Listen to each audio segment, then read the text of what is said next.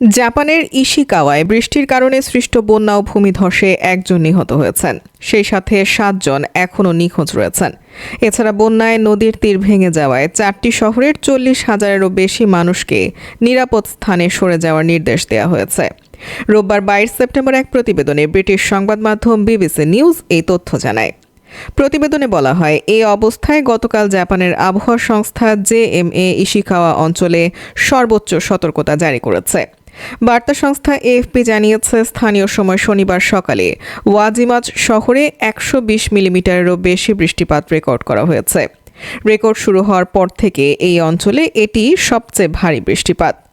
ইতোমধ্যে শহরটি থেকে 18,000, সুজু শহর থেকে 12,000 এবং নিগাতা ও ইয়াগামাতা শহর থেকে 16,000, সব মিলিয়ে 46,000 মানুষকে সরিয়ে নেওয়ার নির্দেশ দেওয়া হয়েছে। এই লোকজনদের সবাই অপেক্ষাকৃত নিচু এলাকায় বসবাস করেন।